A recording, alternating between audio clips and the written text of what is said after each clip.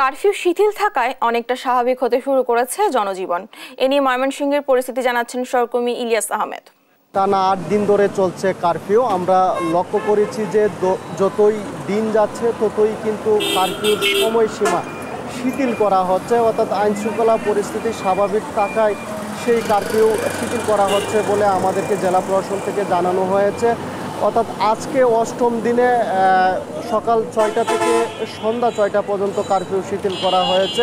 আমরা সকাল থেকে লক্ষ্য করেছি ময়মনসিংহের প্রত্যেকটি মোড়ে মোড়ে কিন্তু আইনশৃঙ্খলা বাহিনীর যে স্বাভাবিক পরিস্থিতি এবং টহল জোরদার সেটি কিন্তু আমরা লক্ষ্য করেছি এবং তারা কিন্তু অন্যান্য দিনের ন্যায় আজকেও কিন্তু টহল জোরদার করেছেন এবং বিভিন্ন রুটে যানবাহনের সংখ্যা অর্থাৎ যানবাহন চলাচলের সংখ্যাও কিন্তু বৃদ্ধি পেয়েছে।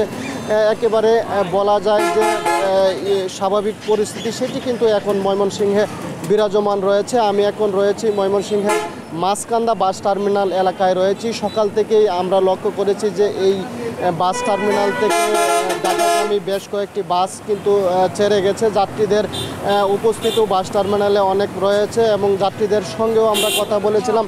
যাত্রীরাও বলছেন যে কারফিউ পরিস্থিতি শিথিল হয় তাদের যে চলাচল অর্থাৎ আইনশৃঙ্খলা বাহিনীর তৎপরতায় সব কিছুই স্বাভাবিক হয়ে আসছে, সেই বিষয়টি কিন্তু যাত্রীরা বলছিলেন এবং তারা নির্বিঘ্নে চলাচল করতে পেরে কিন্তু তারা আসলে আনন্দিত এবং তারা বিশেষ করে আইনশৃঙ্খলা বাহিনীকে ধন্যবাদ দিয়েছে বলেছিলাম। তারা বলছেন যে পরিবেশ পরিস্থিতি অনুকূলে থাকায় আসলে এই কারফিউর যে শিথিল সময়সীমা সেটি কিন্তু প্রতিনিয়তই বৃদ্ধি করা হচ্ছে এবং তারা যখন মনে করবেন যে পরিবেশ একেবারেই অনুকূলে রয়েছে এবং সব কিছুই স্বাভাবিকভাবে রয়েছে তখন কিন্তু এই কারফিউ পরিস্থিতি শিথিলের পাশাপাশি তারা চিন্তা ভাবনা করছেন যে এখন সেই কারফিউ পরিস্থিতি তুলে দেওয়া যায় কিনা সেই বিষয়টি কিন্তু তারা বলছিলেন এবং আইনশৃঙ্খলা বাহিনী তাদের যে তৎপরতা সেটি কিন্তু প্রতিনিয়ত বৃদ্ধি করছেন। এই ছিল আমার কাছে ময়মনসিংহ থেকে সার্বিক পরিস্থিতি নিয়ে সর্বশেষ তথ্য।